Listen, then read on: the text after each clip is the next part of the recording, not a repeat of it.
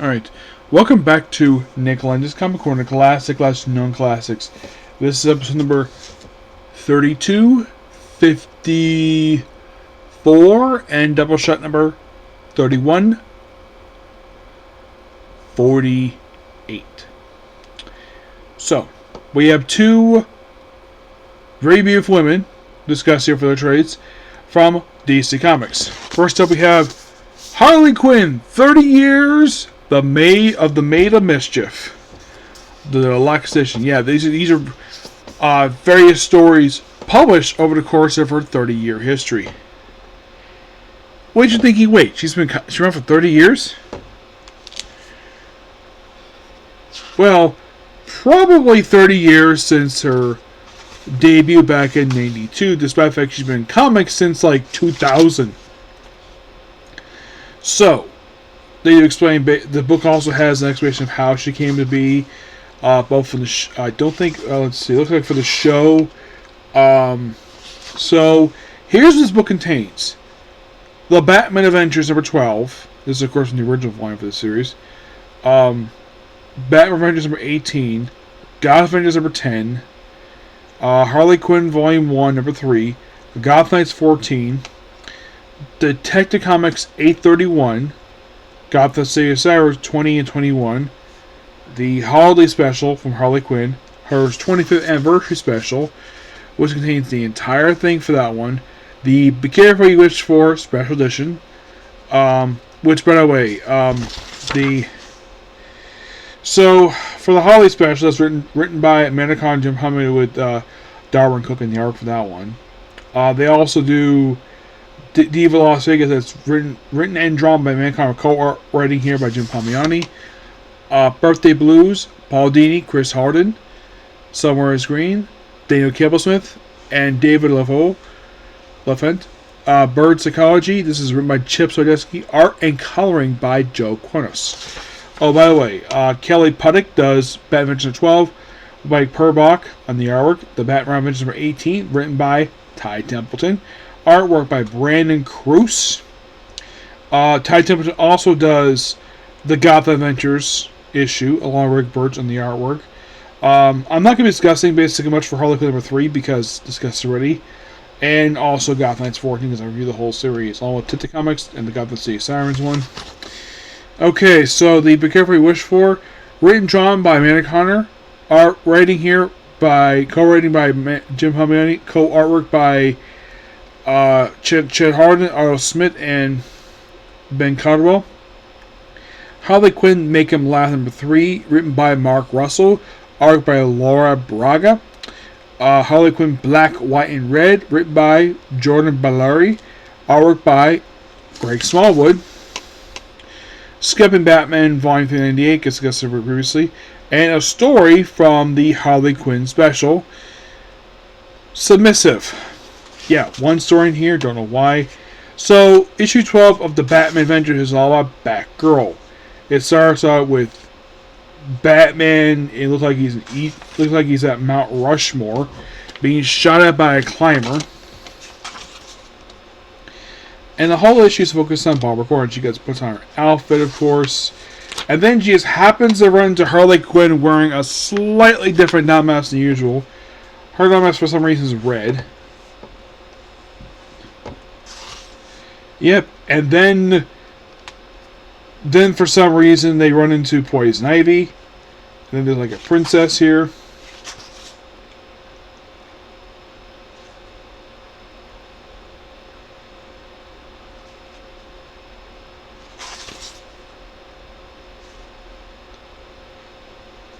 So apparently these cops are actually on her payroll for some reason, and then it turns out that they're not on their payroll. It's actually Catwoman hired them.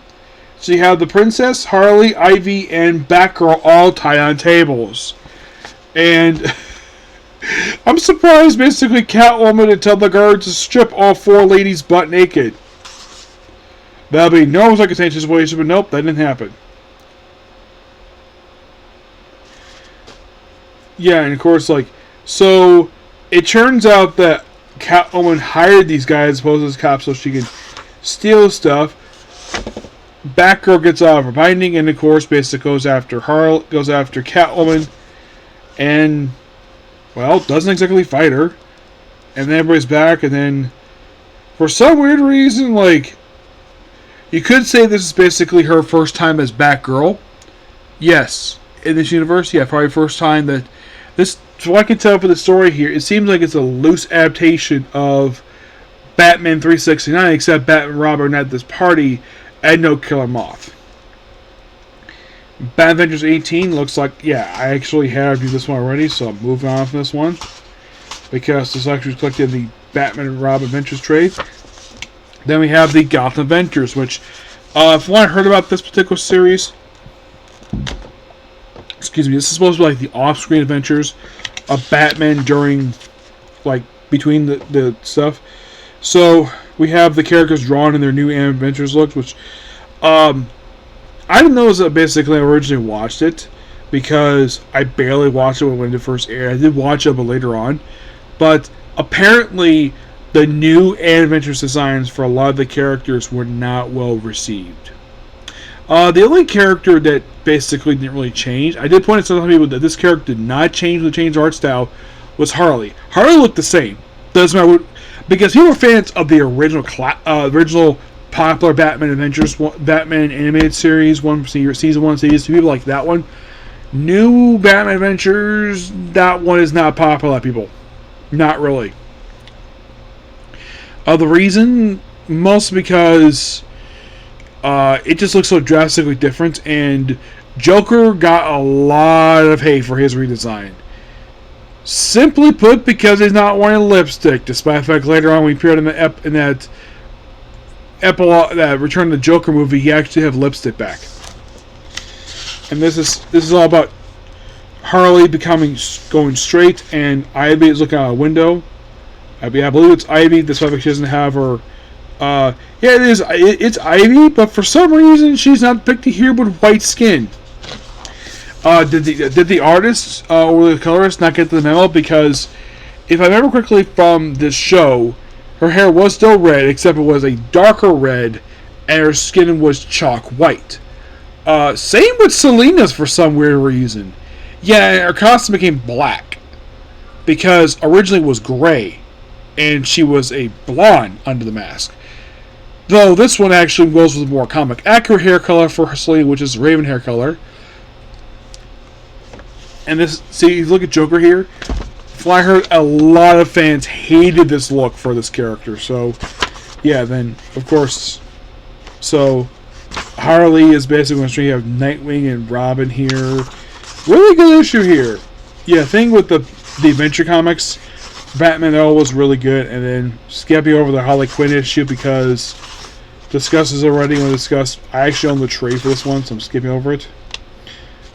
Same thing with the Gotham City Sirens one. 831, skipping that because there was a trade I reviewed, collect that. So, and next skip over 2021 of Gotham City Sirens because I discussed that in a Gotham City Sirens trade. Holiday special. This is basically just a series of Christmas stories that just have feature Harley. Really fun ones, mind you. Yes.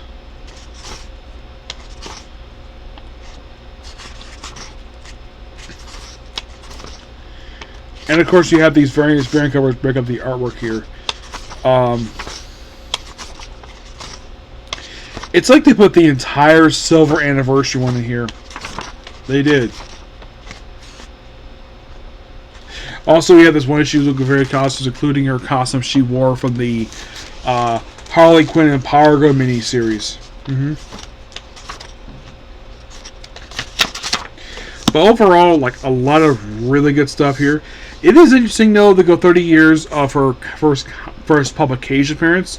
So you can definitely say that the Batman Adventures issue was probably her comic book debut. Well, first, it's not the first in-universe debut of her. It's more like first print appearance to character per se. I'll give her a 9 out of 10. Next up we have is, Wonder Woman Volume 3 Fury by Tom King.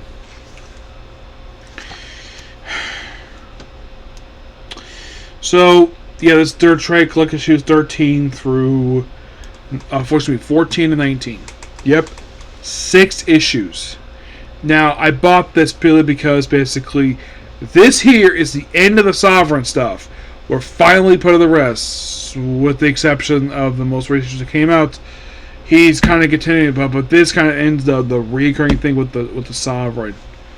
Yeah, a guy who is the most boringest Wonder Woman date. We have Daniel Sampar and Carrie Ronham on the artwork. So, we started out with, this is of course the aftermath of Steve Trevor's death from the previous trade where one takes out her bracelets, her lasso, her skirt, goes swimming. Yeah, and Steve dies, killed by the Sovereign. And then you have the Sovereign talking to Dr. Psycho. You know, a character who has got very similar powers that he does. But then, of course, one swims back past a great white shark. Yep. And, of course, she can't exactly mourn the death. She basically, she just can't live past, she just can't go over see each other. Of course, he had found dead. And, of course, you have Superman and Batman basically comforting her, which was nice of them to do. And then finally, you have her swimming right to the ground, and then going through another piece of water, and then we see the Wonder Girls, we see Donna, Cassie, and on the floor doing their own thing, and then we have where she gets out of the water, finally, and she apparently is in the afterlife with Steve Trevor, who apparently is borrowing his boat from the ferryman, and of course, Diana misses him, of course. She wants to break out of there, and so they chat for a while, and so apparently they kind of want to do a baby together. So apparently his grandmother's name was Elizabeth Marston. Last name Marsden being named after one of Wonder Woman's co-creators, William Marsden. So then Wonder Woman climbs in the water, puts her skirt and everything back on, and then we see her take, after chatting with Steve Trevor, wearing her David Finch look for some weird reason. Takes a lock of her hair, squish it, and apparently make 2 separate hairs, and make it to sort of like a golden thing.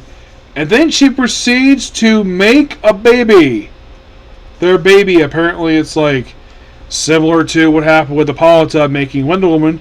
I guess Diana wants to do the same thing with her baby by naming the baby Elizabeth Marston Prince. Yep. And then the whole thing with issue 16 is Wonder Woman watching this baby. Yeah. That's what she does the whole issue. She is with her baby. She does not do anything but the baby stuff. You have Cassie Denmark taking care of a battleship.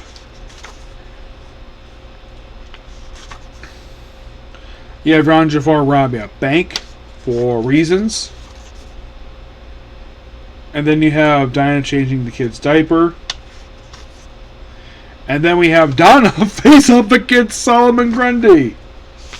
Beats the crap out of him. And takes out a jewel embedded in him. Which is kind of weird. And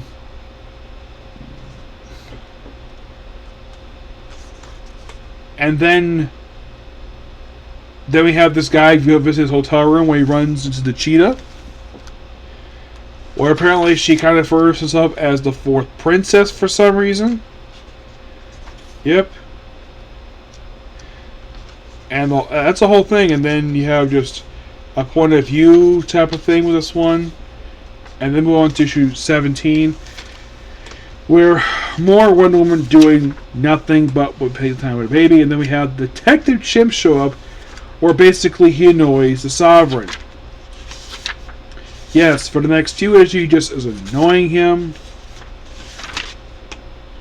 And of course also we see Cersei. I think this is actually the first time Cersei's actually appeared in the Wonder Woman title. She did appear in the previous volume for the book. Well, actually she did. But that was part of a crossover with just like Dark. This is her. She's not a villain. Nope. And then for some weird reason, not sure why, so Detective Chimp, like, you have Conspiracy trying to cast a spell on Chimp, doesn't do anything, and then that brings about the frickin' Spectre. Yes. For reasons. And more, basically, funny shenanigans with Detective Chimp with the Sovereign. He's annoyed by him. And then, of course, Jimmy Olsen. Yes, Jim. Actually, no. It's Clark Kent who publishes an article about the Sovereign.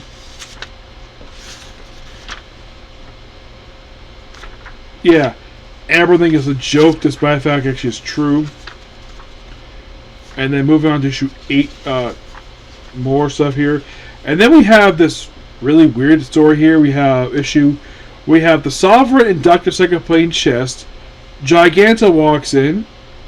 And then Grell walks in. And then Troya takes out Giganta, which of course they fight at the Sovereign's mansion. And then you have Wonder Woman just dragging a rock. And then you have Silver Swan appearing here too, where she's basically fighting Yandra 4. And then we have this guy here in the underwear. You're probably thinking, who the heck is this guy?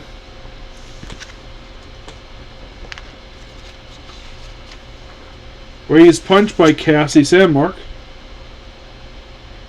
Oh, I know who he is. It's Angleman. Old school Wonder Woman villain. And then Wonder Woman takes a rock, takes her to her room, and while her daughter is watching, scopes out something. And I have to find all the. And apparently, she scopes out a statue of the late Steve Trevor. And then, for some weird reason, we have the Sovereign in the White House, and he's sitting in the Oval Office. And the President is standing next to him because that's how the stuff works in this comic. By the way, here's the weird thing with the Sovereign. He only appears as one comic book. I'm sure probably DC writers probably see the Sovereign and they see how much the reception this guy has gotten since he made his debut. They're probably like, nope. We're not doing anything with this guy at all. I don't think Wade wants to do anything at all. I don't think any writer would do anything. Wonder Woman just shows up at the White House. Then you have Grell just kind of deals with, like, I'd say, yeah. And then you have just the Wonder Girls watching the baby. And then you have Sarge Steel is like being a smirk jerk. Because there was one issue where he just sits in the Oval Office and the President's like, what are you doing in my chair? That's my chair. I'm the President. He's like, you don't know how this works. He's just like, yeah, so one of them proceeds to walk up to him and destroy his steel hand. And then, of course, basically the Sovereign acts like a dick and tries to scratch a picture of George Washington. And then, for some reason, he sends out General Glory to stop Wonder Woman. And he's taken out very easily by her. And then you have Wonder Woman fighting Grell. Now, that is good stuff there. Two very beautiful women. Wonder Woman, the daughter of Hippolyta, and Grell, the daughter of Darkseid. And there's chat. And then basically Cheetah ends up fighting Grell. Like, yours? Mine. Yes. So funny. And the woman just strolls right in the Oval Office. And then we have this woman where it looks like she's giving birth. Yeah, and then one woman just strolls right in. And apparently all the Wonder Girls are defeated.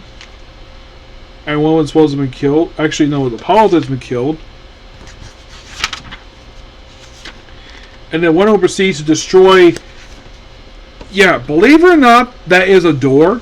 Yes, it's basically a wall that basically is kind of like hidden. And then she summons a knife,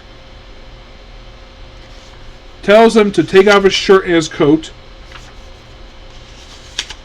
Takes off your jacket, pick up the shirt, shirt now, and then tells him to write these letters on his skin, and writes the word liar on his skin. Yep. The L-Tour simulation that we have where... And then the book ends with, looks like some woman hiding, and we have these soldiers who look like mice.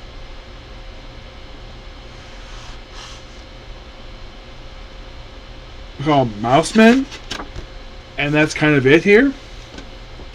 Yeah, kind of a weird ending, but yeah, that kind of ends, that particular book there ends the Sovereign nonsense. Yes, he's finally taken down. Finally. It only took 2 freaking years to take this guy down. But apparently, for some reason, Tom King can't leave the guy alone. Because I read the most recent issue that came out for Wonder Woman. And he's coming back. I'm like, Tom King, I love your previous work. I do. But come on. Leave the Sovereign alone. Just put away one of the most boringest villain in history. Put him away. Don't use him again. Like, wait a little bit longer than 6 freaking months. Yeah. So, that is pretty much a particular view. Please be sure to like, comment, subscribe, turn notifications. Next up, I've been killing sounds for many years. Maxed out. Next view. Bye.